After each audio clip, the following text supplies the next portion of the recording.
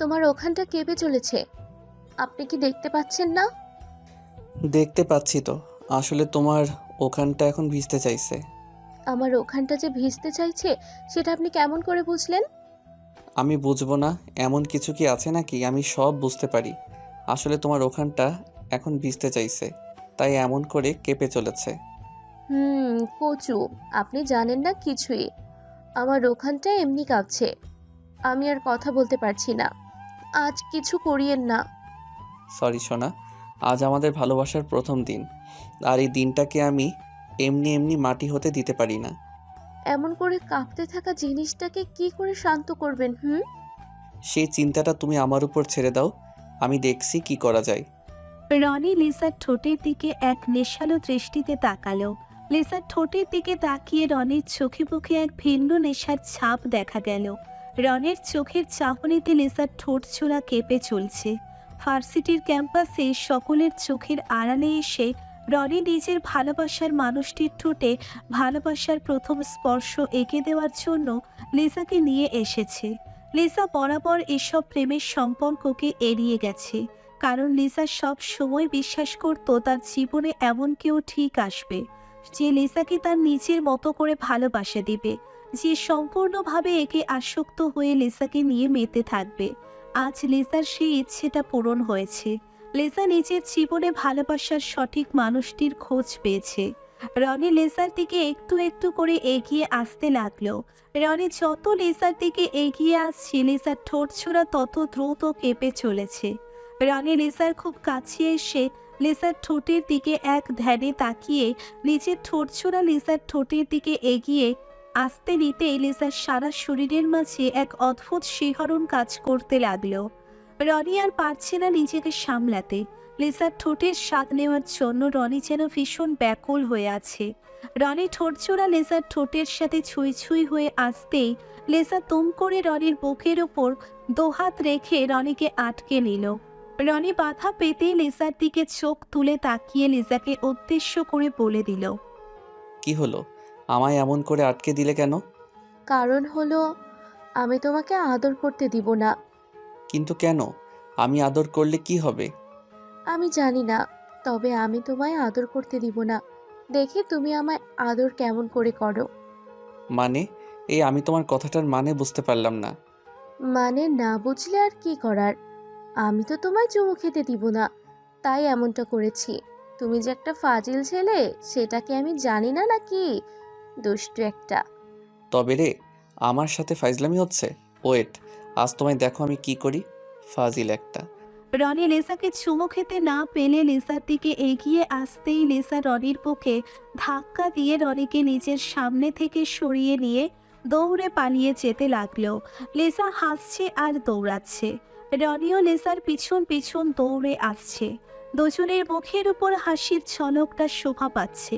রনি দৌড়ে দৌড়ে আস্তে আস্তে ক্যাম্পাসের মাঠে চলে আসলো। লিসা দৌড়ে পালিয়ে গেল। রনিও আরো একটু এগিয়ে আসতেই আচমকা তহিন কোথা থেকে যেন রনির সামনে চলে আসে। তহিন হলো লিসার চাচাতো ভাই।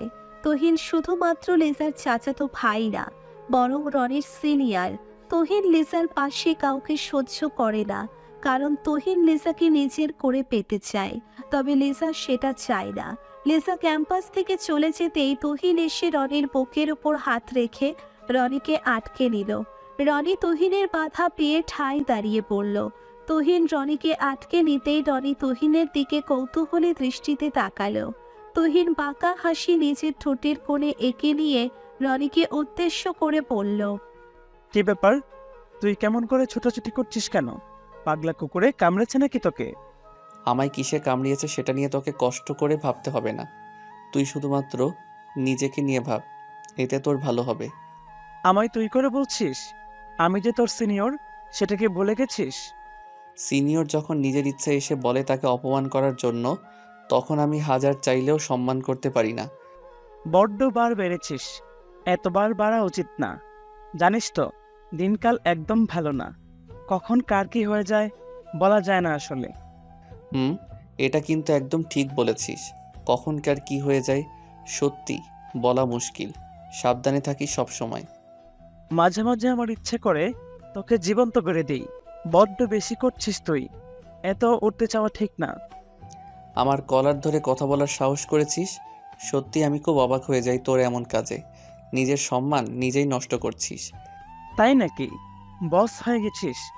ইচ্ছে করছে। তুহিন রেগে গিয়ে রনির শার্টের কলারটা আরো শক্ত করে চেপে ধরল। রনির শার্টের কলার চেপে ধরতেই রনি তাচ্ছিল্যকর হাসি দিল তুহিনের দিকে তাকিয়ে। রনিও তুহিনকে একটুও সহ্য করতে পারে না, ইচ্ছে করে সবকিছু ভুলে গিয়ে তুহিনের তার নিজের জায়গাটা বুঝিয়ে দিতে। কিন্তু পরিস্থিতিটা রনিকে বাধ্য করে সবকিছু মেনে শান্ত হয়ে থাকতে। রনিকে নিজের পিছনে আসতে না দেখে লিসার ভীষণ চিন্তা হলো। লিসা কিছু না ভেবে আবারও পেছন দিকে চলতে শুরু করলো। লিসা আবারও ক্যাম্পাসে ফিরে আসতেই দেখতে পায় রনি আর তুহিনকে। লিসা তুহিনকে রনির কলার ধরে থাকতে দেখে বুঝতে পারল তুহিনের সাথে রনির আবারও হয়তো কোনো ঝামেলা হয়েছে। লিসা এসব ঝামেলাকে সবসময় এড়িয়ে চলে। ঝামেলাকে লিসা পছন্দ করে না। লিসা দৌড়ে রনির দিকে ছুটে এগিয়ে এসে তুহিনের হাতটা রনির কলারের উপর থেকে সরিয়ে দিয়ে লিসা তুহিনকে উদ্দেশ্য করে খানিকটা চিৎকার করে বলতে লাগলো। তুহিন ভাইয়া, এসব কি হচ্ছে? আপনি রনিকে এমন করে ধরেছেন কেন? আহা, তুই এখানে কেন এসেছিস? আমি তো রনির সাথে একটু মজা করছিলাম। ওর সাথে তো আমার হাসি মজার সম্পর্ক। হাসি মজার সম্পর্ক মানে? আপনি এখনই ওকে ছেড়ে দিন। এই রনি, তুমি আমার সাথে চলো। ছেড়ে দিচ্ছি। তবে একটা কথা রনি মাথায় রাখিস, সবসময় কিন্তু লিজা থাকবে না। Mind it. তুহিন কথাটা বলতেই রনির শার্টের কলার ছেড়ে দিয়ে চলে যায়। তুহিন রনির শার্টের কলার ছেড়ে দিতেই রনি তুহিনের দিকে তাকিয়ে একটা তাচ্ছিল্যকর হাসি দিয়ে নিজের কলার ঠিক করে নিল। রনি নিজের কলার ঠিক করে নিতেই লিসা রনির হাত ধরে রনির সাথে ক্যাম্পাস থেকে বেরিয়ে যেতে লাগলো। রনি লিসা একসাথে পথ চলছে। কিছু দূর এগিয়ে যেতে লিসা রনিকে উদ্দেশ্য করে মৃদু কণ্ঠে বলল। রনি, তুহিনের সাথে তুমি সব সময় এমন ব্যবহার কেন করো? জানো না তুহিন ভালো ছেলে না, যদি তোমার কোনো ক্ষতি করে? কেমন ব্যবহার করেছি আমি? আমি তো সবসময় ভালো ব্যবহার করতে চাই। তবে তুই নিজেই আমার গায়ে পড়ে আমার সাথে লাগতে আসে। আমি কি করব বলো? তুমি প্লিজ ওনাকে এড়িয়ে চলো। আমি চাই না তোমার কোনো ক্ষতি হোক। আমার ক্ষতি কে করবে? আমার ক্ষতি করতে চাইবে? আর আমি কি এমনি এমনি ছেড়ে দিব নাকি? প্লিজ তুমি কোনো ঝামেলা করো না। আমি চাই না কোনো ঝামেলা হোক। আমি ঝামেলা করছি না, ঝামেলা ওই তুহিন করছে। আমি তোকে সবসময় এড়িয়ে চলি, আর এমন করেই এড়িয়ে চলবো। আচ্ছা, এসব কথা বাদ দাও। তুমি আমায় এটা বলো যে বিয়ের বিষয়ে কবে কথা বলবে? আমি আর এমন ভয় নিয়ে থাকতে পারছি না। কিসের ভয় পাকলি? কোনো ভয় নেই। তুমি ভয় করছো দেখেই ভয় পাও। তুমি বুঝতে পারছো না ব্যাপারটা? আমি চাই বিয়েটা তাড়াতাড়ি হয়ে যাক। তুমি বলো কবে কথা বলবে। খুব তাড়াতাড়ি বিয়ের বিষয়ে কথা বলবো। তুমি চিন্তা করো না, সব ঠিক হয়ে যাবে। আমিও দোয়া করছি তাড়াতাড়ি যেন সব কিছু ঠিক হয়ে যায়। এই চিন্তা ভয় নিয়ে আমি আর পারছি না শান্তিতে থাকতে। এখন চলো তোমায় বাড়ি দিয়ে আসি। রনি লিসাকে নিয়ে সোজা চলে যায় লিসার বাড়ির সামনে। লিসা রনিকে হারিয়ে ফেলার ভয় পাচ্ছে। আসলে ভয় পাওয়াটাই স্বাভাবিক। ভালোবাসার মাঝে যদি এই ভয়টা না থাকে তবে কি আর চলে? ভালোবাসা মানেই তো প্রিয়জন হারানোর ভয়। রনি লিসাকে তার বাড়ির সামনে দিয়ে এসে লিসাকে বিদায় দিয়ে রনিও নিজের বাড়িতে চলে আসে। রনি নিজের বাড়ি এসে সোজা নিজের রুমে চলে যায়। রনি নিজের রুমে এসে ফ্রেশ হয়ে নিয়ে বিছানায় শুয়ে থাকলো। বিছানায় শুয়ে রনি লিসার কথা ভাবতে ভাবতে কখন সে রনির চোখের পাতা এক হয়ে গেছে রনি খেয়াল করতে পারেনি। নিজের ফোনের রিংটোনের শব্দে আচমকা রনির ঘুম ভেঙে যায়। রনি নিজের ফোনটা হাতে নিতেই দেখতে পায় লিসা কল করেছে। রনি লিসার কলটা পেতেই একটু অবাক হয়ে যায়। হঠাৎ করে এই সময়ে লিসা তো কখনো রনিকে কল করেনি। রনি লিসা ফোনটা পিক করতে নিতেই কলটা কেটে যায়। রনি লিসার নাম্বারে কল ডায়াল করলো। একবার রিং হতেই লিসা কলটা পিক করলো। লিসা কলটা পিক করে নিশ্চুপ হয়ে আছে। রনি লিসাকে নিশ্চুপ দেখে খানিকটা অবাক হয়ে গেল। রনি অনেকবার জিজ্ঞেস করার পর লিসা কান্না ভেজা কণ্ঠে বলল, অনেক সমস্যা হয়ে গেছে। তুহিন এসে বাড়িতে সব বলে দিয়েছে। কি বলেছে?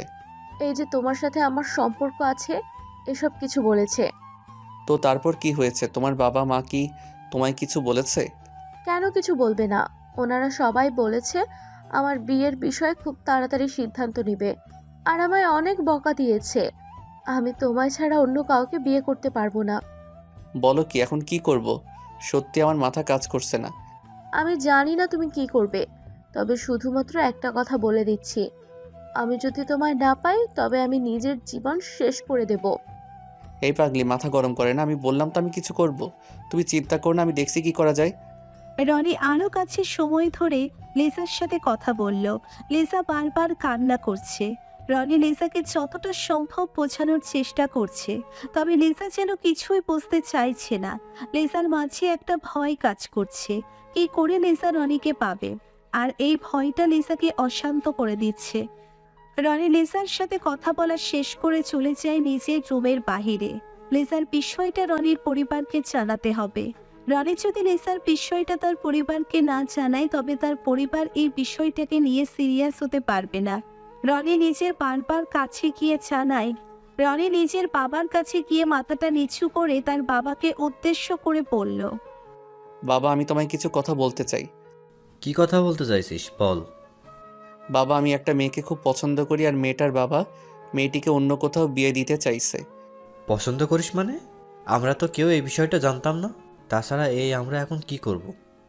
তোমরা কি করবে তা আমি জানি না, তবে বাবা আমি এইটুকু জানি যে আমি লিজাকে ছাড়া বাঁচতে পারবো না। আমি ওকে ভীষণ ভালোবাসি, আর আমার ওকে চাই। আচ্ছা, তুই এক কাজ কর, ওই মেয়ের বাড়ির ঠিকানাটা আমাকে দে, আমি গিয়ে কথা বলে দেখছি। আচ্ছা বাবা, তাই দিচ্ছি। রনি লিসার বাড়ির ঠিকানাটা নিজের বাবাকে দিয়ে দিল। রনির বাবা ভেবে চিন্তে দেখল যে তার ছেলে এখনো কোনোদিন কাউকে ভালোবাসেনি, আর আজ যখন রনি সত্যি একটা মেয়েকে ভালোবাসে তখন রনি মন থেকেই ভালোবাসে। আর রনির বাবা মা যদি তার ছেলের এই ভালোবাসাকে সঠিক মূল্যায়ন না করে তবে রনি আর কখনো কাউকে ভালোবাসতে পারবে না। রনির বাবা রনির থেকে ঠিকানা নিয়ে সোজা চলে যায় লিসার বাবার সাথে দেখা করতে। রনির বাবা লিসার বাবার সাথে দেখা করতে গিয়ে লিসার বাবার সাথে বসে লিসা আর রনির বিষয় সব কথা খুলে বলে। সব থেকে মজার বিষয়টা হলো লিসার বাবা আর রনির বাবা বন্ধু ছিল, তাই রনির সাথে লিসার বিয়েটা হওয়ার আর কোনো কথা তাই রনির বাবা লিসার বাবার সাথে বিয়ে নিয়ে কথা শেষ করে সোজা চলে আসে নিজের বাড়িতে। রনির বাবা রনিকে সবকিছু খুলে বলে, আর রনি সবকিছু শোনার পর মন থেকে ভীষণ খুশি হয়ে যায়। রনি খুশিতে গদগদ হয়ে নিজের রুমের দিকে যেতে নিতেই রনিকে তার বাবা বলল, দেখ রনি, ওই যে তোর আর লিজার বিয়ের কথা হয়েছে, এই বিষয়ে লিজার মাকে কিছু বলিস না, এখন একটু সারপ্রাইজ হয়ে থাক। আমরা বিয়ের দিন গিয়ে সারপ্রাইজ দিব। জি বাবা, কিন্তু এর মাঝে যদি লিজা কিছু করে ফেলে তখন কি হবে? সেটা তো তোকে ম্যানেজ করতেই হবে, তুই কোনো মতে বুঝিয়ে বল, তাহলেই হবে। আচ্ছা বাবা, দেখি লিজাকে বলে। মেয়েটার মাথা গরম, ওকে ভালো করে বুঝিয়ে বলতে হবে সব। একদম তাই, ভালো করে বুঝিয়ে বলে ওকে ম্যানেজ করবি তুই। রনি তার বাবার সাথে বেশি কথা না বলে সোজা নাচতে নাচতে চলে আসে নিজের রুমে। রনি নিজের রুমে এসে লিজাকে কল করতেই লিজার ফোনটা পিক করে। লিজা ফোনটা পিক করতেই রনি লিজাকে উদ্দেশ্য করে, লিজা, আমি তোমার বিষয়ে বাবার সাথে কথা বলেছি, আর বাবাও তোমার। এই রাখো তোমার কথা, খবর আমি তোমায় দিচ্ছি। বাবা আমাদের সম্পর্ককে মেনে নিয়েছে, আর তোমার বাবার সাথেও পাকা কথা বলে নিয়েছে। এখন আমাদের ভালোবাসাটা পূর্ণতা পাবে। কী সব বলছো তুমি? এই ব্যাপারটা জানলে কেমন করে? কেমন করে আবার? আমাদের বাড়ির কাজের মেয়ে রহিমা আছে, ওর থেকে সব জেনেছি। আমার না ভীষণ খুশি খুশি লাগছে। লিজার কথা শুনে রনি তো পুরো ভ্যাবাচ্যাকা খেয়ে যায়। রনি তো ভেবেছে লিজাকে সারপ্রাইজ দেবে, কিন্তু এখানে তো রনি নিজেই সারপ্রাইজ হয়ে গেল। রনি তো কল্পনাও করতে পারেনি লিজা আগে থেকেই সব জানতে পেরে যাবে। এখন তো আর কোনো সারপ্রাইজ থাকলো না। রনি একটু হতাশ হয়েও কোনো রেসপন্স করলো না, কারণ সত্যিটা একটা সময় জানবেই লিজা। তাই লিজাকে আর চিন্তার মাঝে রনি থাকতে দেয় না। লিজা আর রনির মতো সব সম্পর্ক যদি পরিবার মেনে নিত তবে আর অসম্পূর্ণ বলে কোনো ভালোবাসা থাকতো না।